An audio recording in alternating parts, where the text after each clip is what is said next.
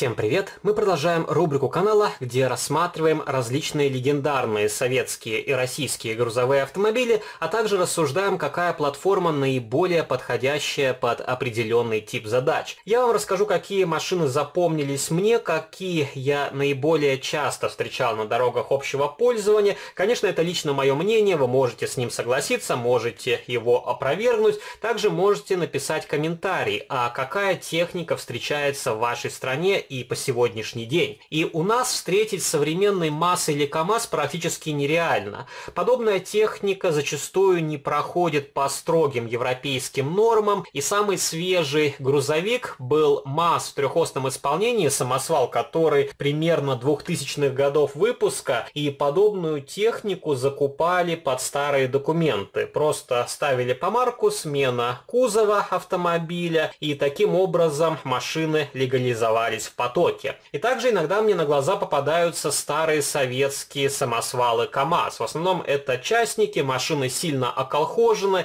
Конечно, они уступают современным иномаркам по грузоподъемности, также, возможно, по надежности, хотя это тоже относительное понятие. КАМАЗ вы можете починить буквально на коленке, а иномарку придется вести специализированный сервис. И самый первый грузовичок, который я покажу, от Эликона. Это уже новодельная российская модель, и у меня в коллекции также есть старые советские КАМАЗы, но они не сильно отличаются от этого образца, поэтому показывать их не вижу смысла. Единственное, здесь уже обновленная кабина, хотя она не очень похожа на настоящую, и уже хуже покраска и качество сборки.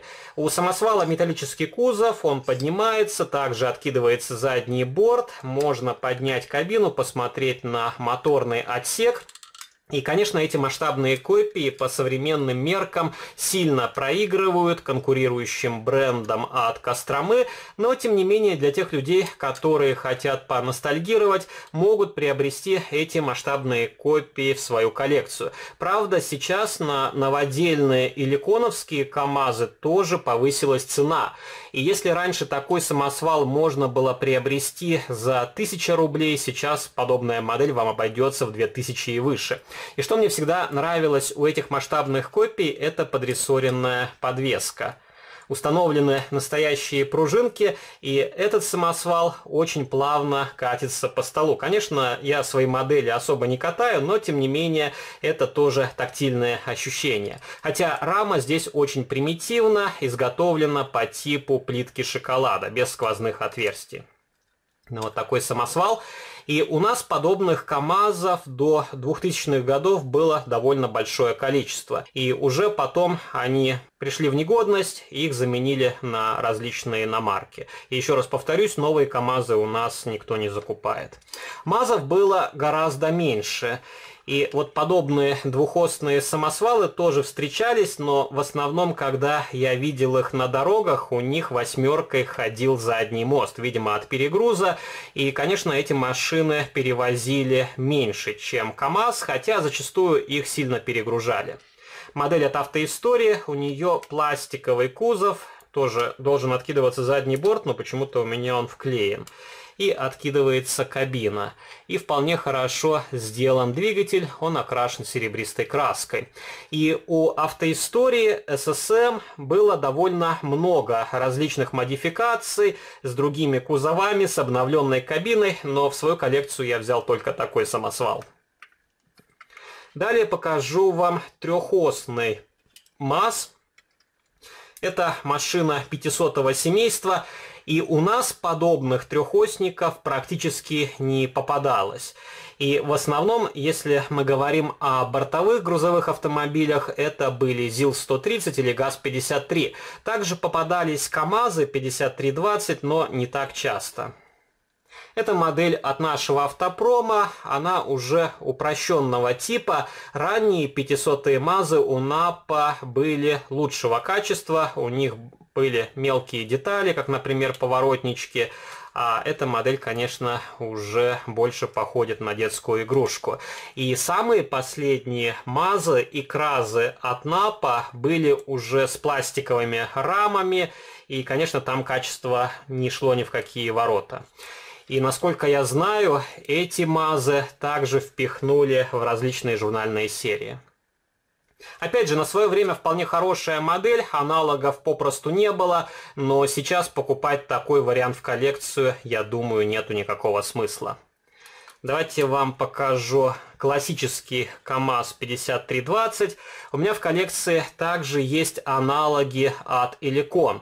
И, конечно, эта модель лучше в плане детализации, хотя старые эликоновские КамАЗы тоже отлично передают образ настоящего прототипа. И у этого грузовичка откидывается кабина, вполне нормально проработан двигатель, хотя изначально у этого журнального аналога кабина была прикручена двумя винтиками, и чтобы сделать ее рабочей, вам нужно было их открутить, и также в некоторых случаях заклеивались фиксаторы. И, по-моему, на своей модели я их тоже немножко отклеивал аккуратно лезвием, и таким образом сделал вполне функциональный автомобиль. Хорошие покрышки уже улучшенного качества, также вполне хороший реалистичный цвет кабины. И в свою коллекцию не стал брать более дорогостоящий аналог от автоистории ESSM, потому что разница не столь существенна. Хотя у этого грузовика довольно хлипкая пластиковая рама. Далее покажу вам сидельный тягач Супермаз 5432. Тоже вполне хорошая масштабная копия от автоистории. Этот вариант я слегка доработал, но ничего сложного в доработке нет, просто установил брызговички из резины, номерные знаки, немножко доработал светотехнику. И хотел подправить интерьер кабины, потому что все залито клеем, но не удалось ее разобрать. Точно такой же двигатель, как у других МАЗов, которые вы могли приобрести в свою коллекцию. И у автоистории вполне удачное семейство супермазов, и на базовом шасси сделано огромное количество различных надстроек. Также покажу вам двухосный сидельный тягач КамАЗ. Это тоже модель от автоистории, которая идет в дилерской упаковке ПАО КамАЗ. Не очень удачная масштабная копия, о всех недостатках я упоминал в видеообзоре. На эту модель тоже добавил номерные знаки. И сидельных тягачей КамАЗ в двухосном исполнении у нас практически не было. Был классический трехосник, и в основном он перевозил длинные полуприцепы АДАС. Также встречались небольшие рефрижераторы, по-моему, Алка, и были контейнеровозы. И сидельных тягачей МАЗ у нас было гораздо меньше. В основном это была магистральная техника, и подобные МАЗы я встречал в портах. Также покажу вам более современный сидельный тягач КамАЗ, вполне хорошая масштабная копия в нарядном желтом цвете, и установлены светосигнальные маячки на крышу.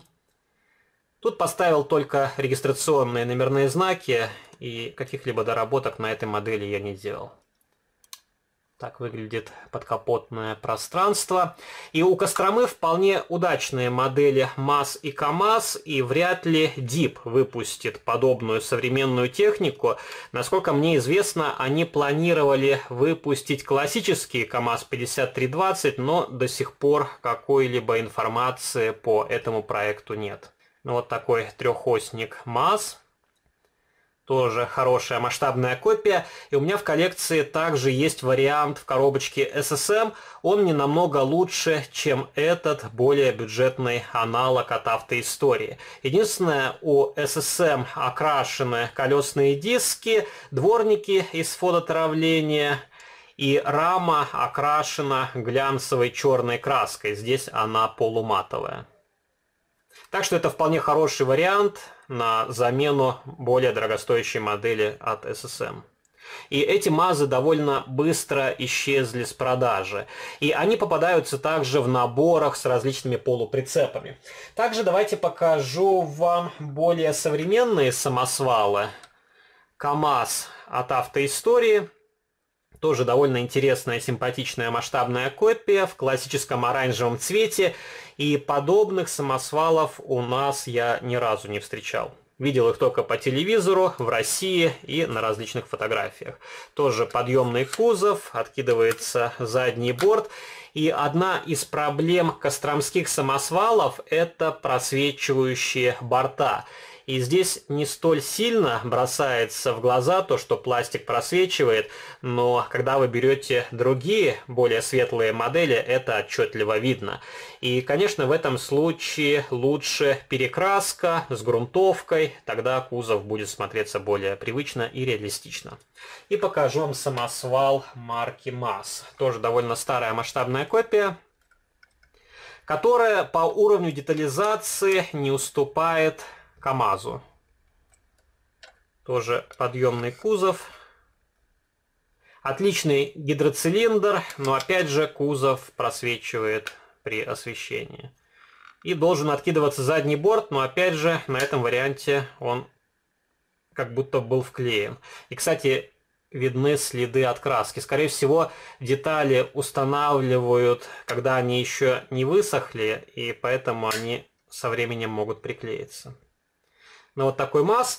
И давайте в заключение покажу вам полноприводные МАЗ и КамАЗ. Одна машина от Эликона в раллийном исполнении. Это уже новодел, тоже чуть похуже, чем старые советские варианты, но масштабная копия вполне интересна. И странно, почему ССМ не выпустил похожий грузовик. Я бы с удовольствием взял такую модель, да и думаю, другие собиратели тоже. Откидывается защитная сетка на кабине и вполне нормальная надстройка. Правда, она из желтого пластика, окрашенного в массе, и по-хорошему ее нужно полностью перекрасить и наклеить другие спонсорские декали, потому что здесь какие-то непонятные странные наклейки. И где-то в продаже я видел наборы для доработки этих гоночных грузовиков, но сейчас не могу найти, в каком магазине они продавались. Уже забыл. И последний грузовик, многоосник в пожарном варианте исполнения.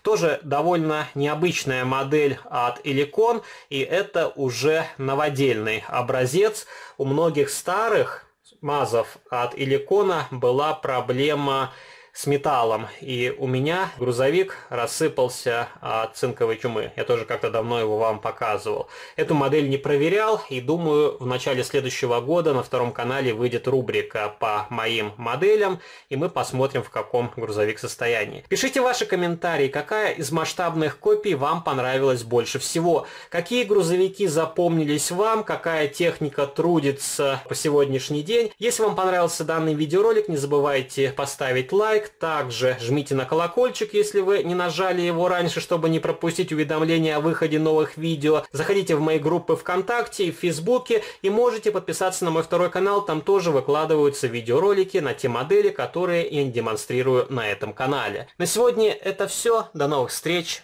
пока!